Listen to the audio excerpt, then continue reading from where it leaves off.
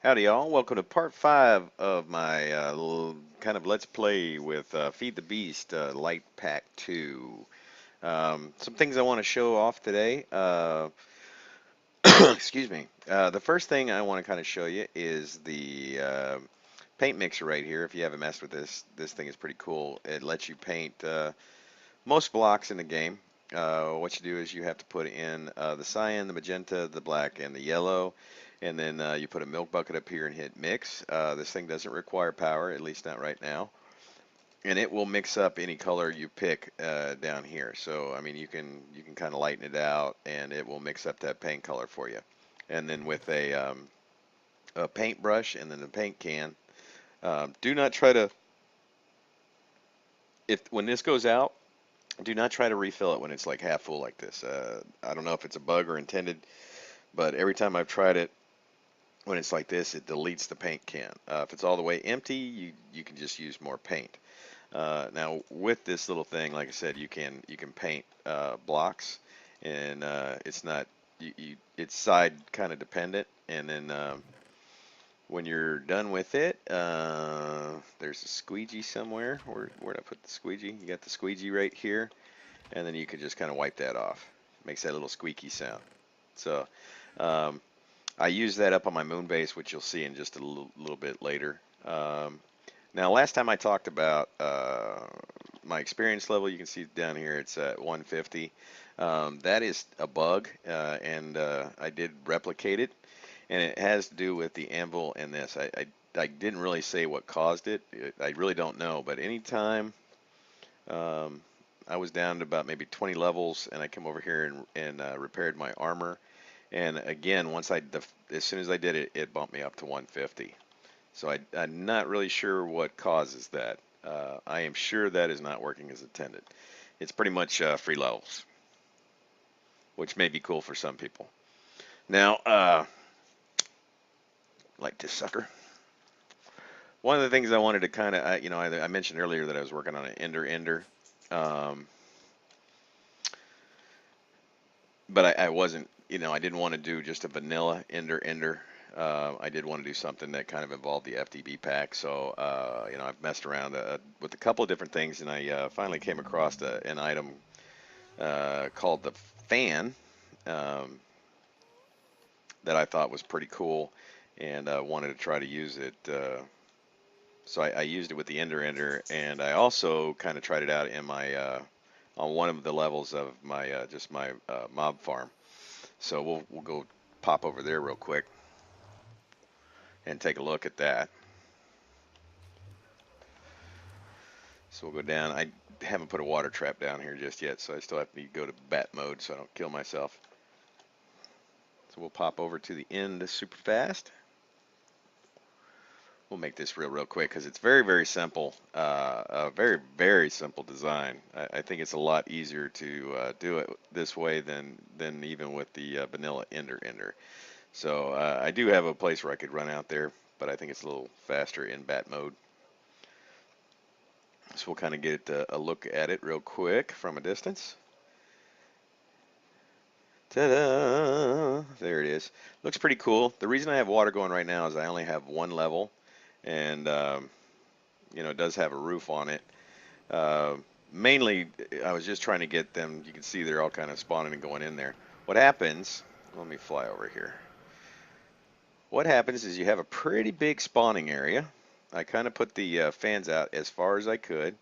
Um, Damn, they saw me. They can see you through water, which is kind of annoying. I may end up putting glass or something around this just to, because I don't think they can see you through glass. But it's kind of annoying when if they see you, they will try to fly out here, and then you gotta kill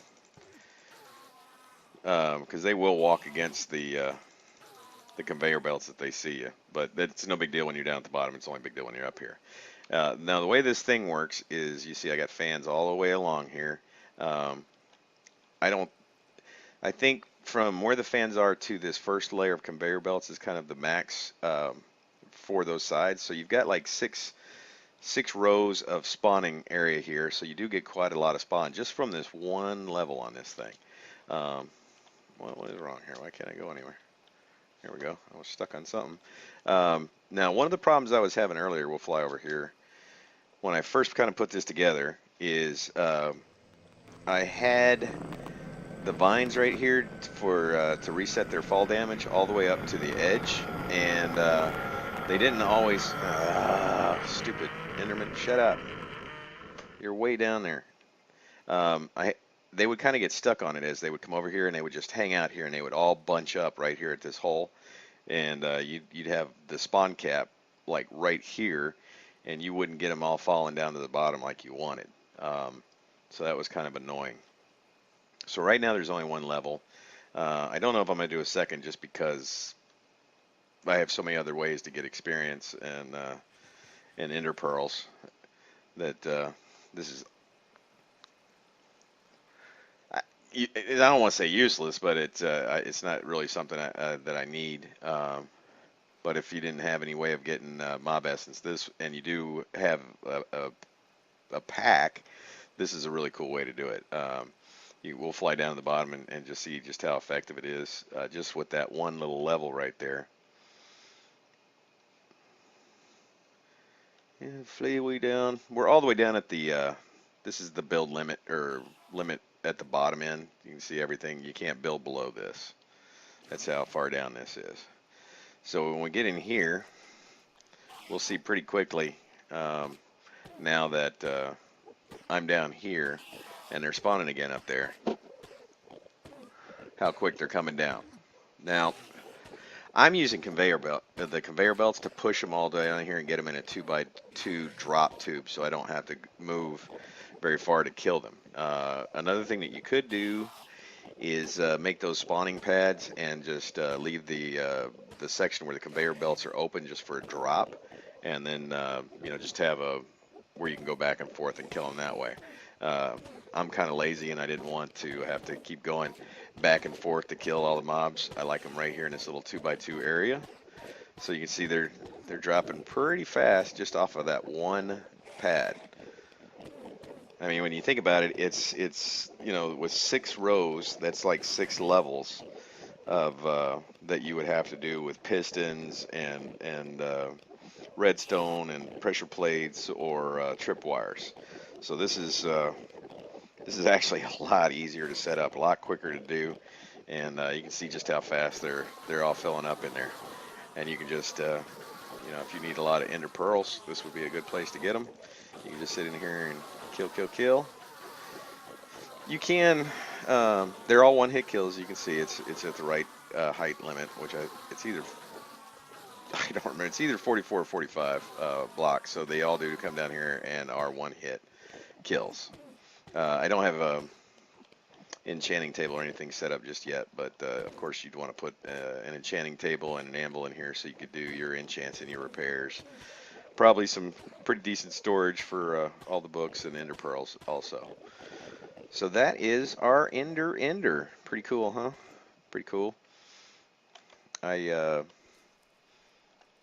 was pretty thrilled when I found the fan. I was just going through NEI and I saw that fan. And I was like, "What does this thing do?" And I put it down. And when it pushed me away, I was like, "Oh, okay, I can use this. This is neat. I can definitely use this." Now, another thing that I was able to do over the week is I did get enough meteoric iron to make the stage 2 rocket. I traveled very, very quickly to the moon. I haven't built anything up there. I haven't done any mining. I'm still kind of trying to figure out what the moon would be, or the Mars would be good for. I know I need to get Desh up there, and there's also a cargo or an unmanned cargo rocket schematic you can get. But if we run over real quick, I'll show you the stage 2 rocket. That's the stage 2 rocket right there. It's a little bit bigger than the stage 1 rocket, or the tier 1 rocket, whatever they call it. Stage 1, stage 2, tier 1, tier 2. It's a little bit bigger. It's a little bit taller. Like the other one's a little bit shorter, and you can actually see your face in the window. This one is so tall that your head is about right here. And it does add these little booster rockets on here. It has a little bit more fuel capacity, and it It could just be me, but it does seem like you get into outer space just a little bit faster in the Tier 2 rocket. It didn't take as much of the meteoric iron as I thought it was going to. Still have it in here. I don't know where I put it. But I don't know if this is a bug or not. I don't know if I mentioned this before.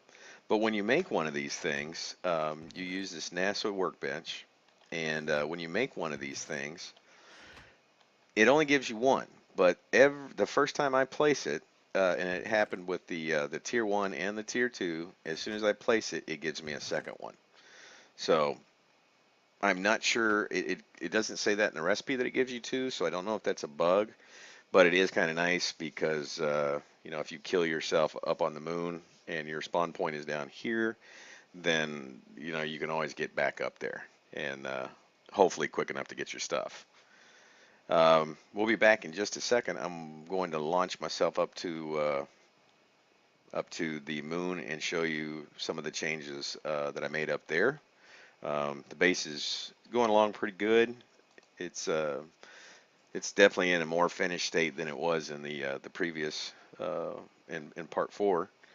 So it's definitely coming along, and I'm going to do a little bit more research on Mars. I will say, well, the one cool thing about Mars is when you come in, you're not in a lunar lander, you're in a kind of a balloon thing, and you bounce when you hit the surface, which is kind of neat.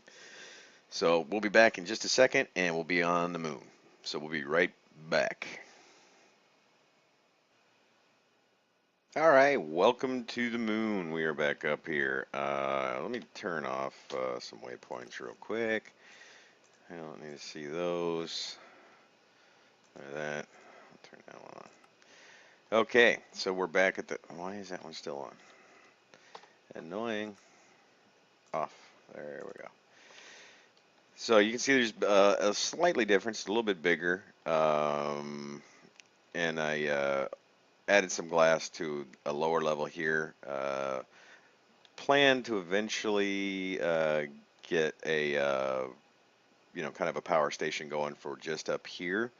I will probably do another wood farm, or I don't know. I may just pump the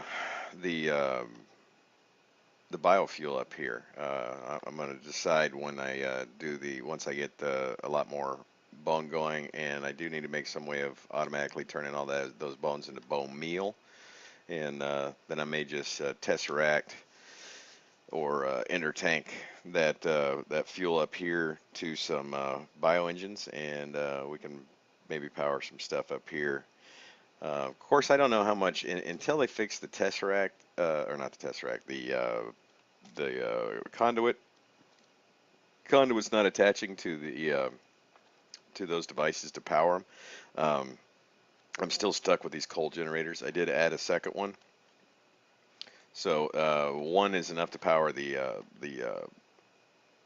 oxygen collector down here, and the oxygen bubble generator, and the second one is needed for the compressor, so I can refill tanks.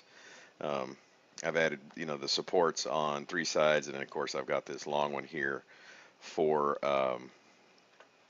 the launch pad. The red bricks I was talking about are, if I can fly, there we go. The red bricks I was talking about are right there. Those are just painted bricks. I just thought it added a little extra color. Um, Everything was a little too gray on the moon, so I did add those red bricks. Still one of my only complaints about this the moon is that when it gets dark, it's dark. Even with the lights, it's dark. Um, that's still kind of annoying. One thing I will suggest from experience, make sure you're paying attention when you come into the moon zone, because you are in that lunar lander. I haven't showed video of that yet, but you do need to slow down before you hit the surface, or that thing explodes, and it makes a nice big crater. I blew up my launch pad, um, pretty much this entire support right here. Looks like there's still a hole down there. I landed it about right here and blew all this up. So you want to be real careful of that. It is kind of explosive.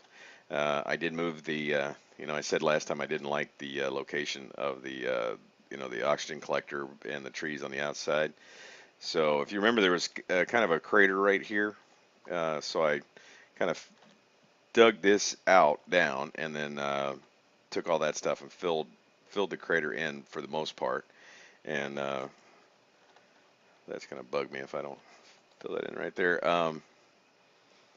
And then put the collector down in there. So all the oxygen is coming from these leaves down in here. If I do another tree farm up here, I'll probably do it in a similar fashion. I'll put it down on the ground. It just seems more moony to have it covered like that rather than putting up above ground and then just on the surface of the moon. At least until I get a terraformer going. I do need to get to Mars and do some mining up there. I won't have a big base on Mars, I don't think. I don't even know. I may. I don't know. I got to find out if that terraformer works on Mars. And then I may I may just move, space operations to Mars. Mars is a little bit different. Its night and day cycle matches the overworld exactly. So it's not the really long nights and the really long days like the moon. It matches the overworld. So that might be preferable to the moon's really long dark hours, because when it gets dark up here, if I get outside of the range of my magnum torch, um, it's mob city up here, and these guys are tough. They're not the little wusses like the ones down on the overworld. These guys they're taller and they're tougher, and there's a lot more of them, it seems like, because it's really dark on the moon during the night cycle, so that kind of sucks.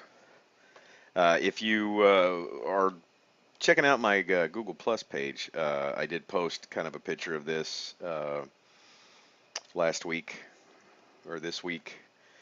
I don't think it had the red brick yet, um, and I don't know if I had added the windows down on the second floor. So the moon base is coming along. I did kind of start a lunar mine just to see what would be down below. You can kind of see it over here. Uh, Disappointing. There's not really anything that I can tell that's great below ground. I do like the look of this. You'll notice this is the same stuff. This is just stone. It's just lunar stone. I kind of like the texture, and I made the exterior of the squid tank out of that. It's just a nice flat texture. But I dug all the way down to the lunar bedrock, and I left any ores that I found in place, so you can see there's actually stone when you get down here, and you can see out of all that what ores that I was able to find. That's it right there. And I would pretty much bet there's only this one and that one. Of course I didn't dig behind it, but um, in other areas when I was digging out that tree farm, I only found like maybe one or two copper and or a copper and a tin together, usually in twos like that. And the sucky thing with the ores you find here is, again, they do not double. They only you only get one per ore. It doesn't matter. You can't put them in the pulverizer. There doesn't seem to be any sort of okay.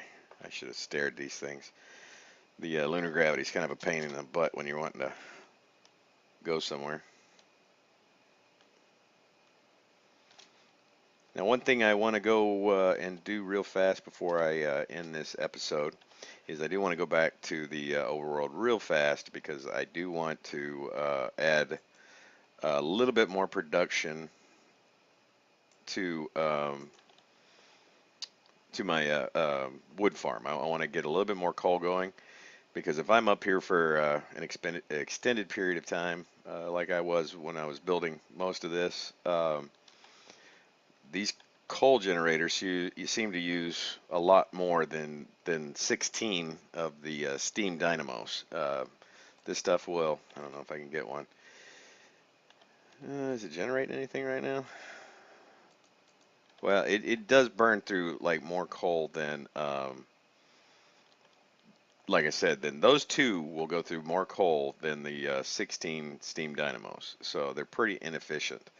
I will actually start going into negative if I'm up here for a pretty long period of time. And I don't, I mean, I've got a lot of it. I mean, I got over 100 and some odd thousand pieces of charcoal, but never like to ever worry about going out. So we're going to pop back down to the overworld real fast and add at least one more uh, redstone furnace to the production line so we can get just a little bit more coal kicking out. So we'll be right back when we get back down to the overworld and we'll put that together.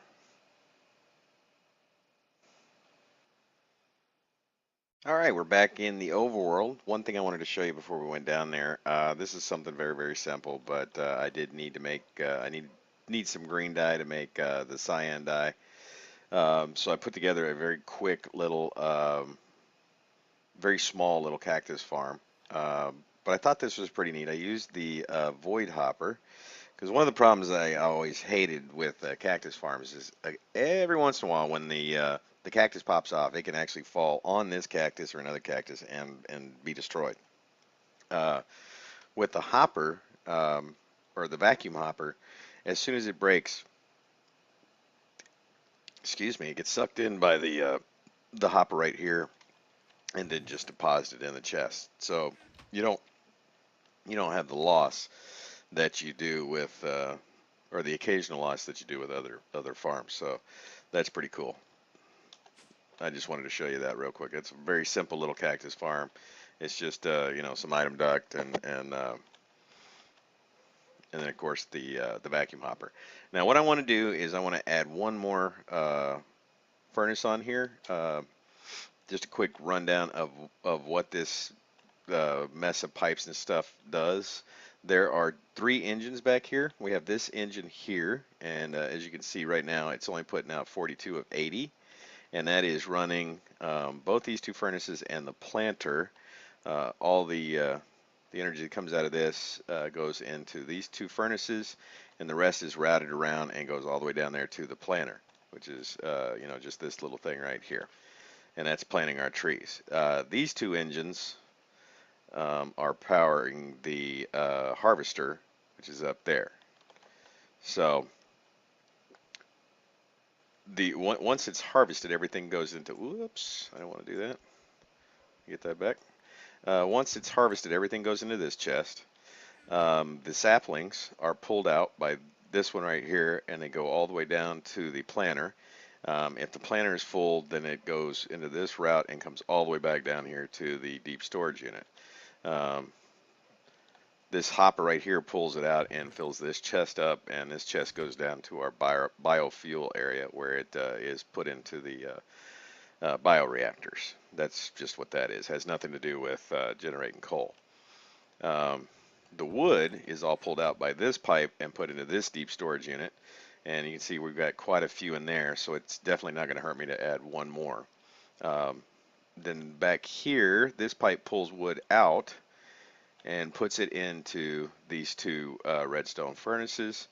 There's pipes down below that pull the the charcoal out and then put it over here into the deep storage unit. So what I want to do is I'm going to scoot this over one, and then I'm going to put another furnace right here and then connect it all up. So the first thing I want to do is disconnect pipes, because one problem that I did have before is I disconnected or broke a chest before while the pipe was still installed, and it corrupted the world to the point where I actually had to remove.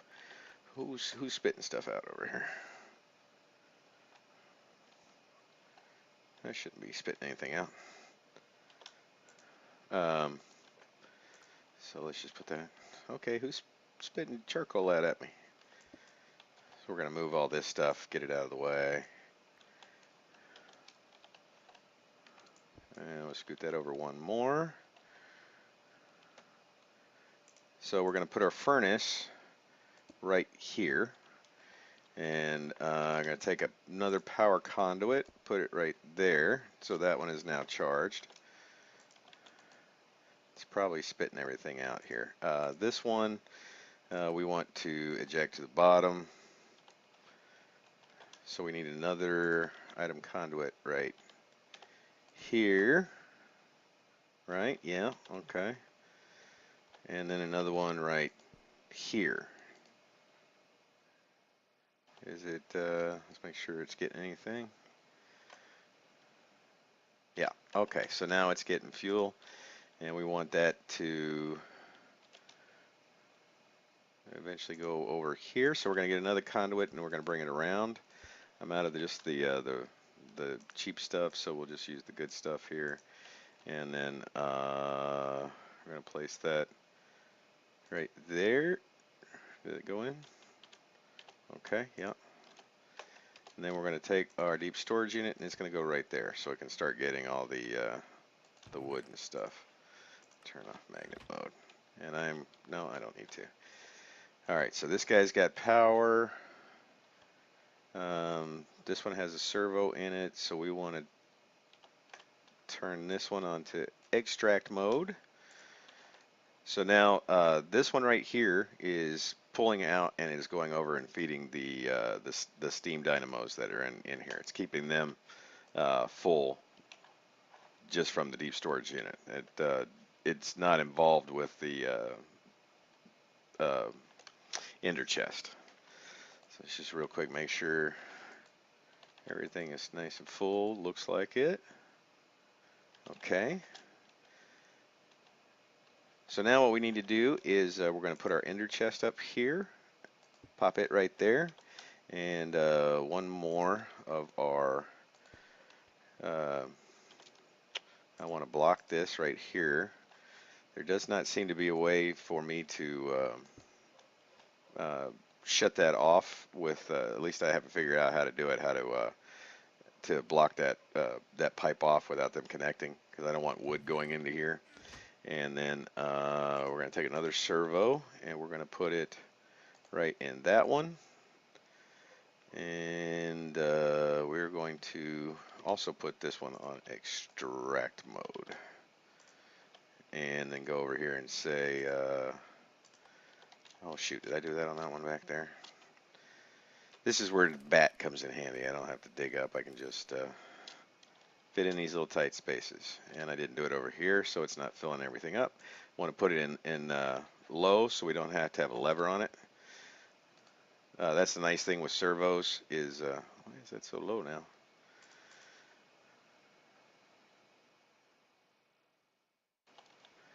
Is it not getting something?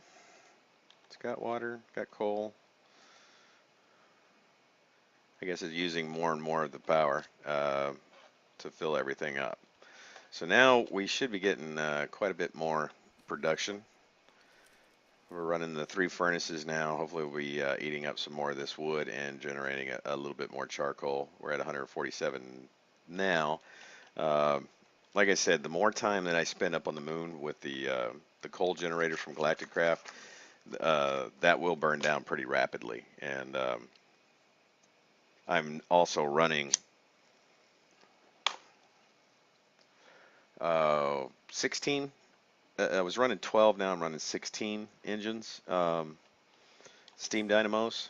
Still not a lot of power, but it's more than what I need for everyday use. I was trying to get the power up a little bit for the oil producer. So our power is all down here. There's 4 there, 4 there, 4 there, 4 there, and then of course this ender chest feeds these 8 on this side and these 8 on that side, and then on this side and that side are liquid ducts that keep them all full of water. Plenty of room for expansion. I can probably put a few more in there. I may put another 2 on each side, another 8 engines in there maybe, just to see if it'll still keep up. And especially now with the new the extra redstone furnace in there. So that's it for today, guys and gals. We're all done. That's pretty much just all I've done this week. Been a really busy week of work, so I haven't played too terribly much. Just maybe an hour or so each night, um, putting everything, when I get some downtime. I hope y'all enjoyed the episode. If there's anything in this pack that I haven't covered that you're interested in, I'm still kind of finding new things in here all the time and finding ways to use them. So don't forget to put down a comment if you have a question or just something you want to see. Let me know, and don't forget to put a like on there. That always helps me out. And again, if you want to find out when I do put up a new video, the best way to do that is to subscribe. That's the easiest way to find out when a new one's up, or check the Google Plus page. I am trying to post some screenshots and stuff throughout the week. So, guys, I appreciate you coming by, and until next time, y'all take it easy. I will see y'all later.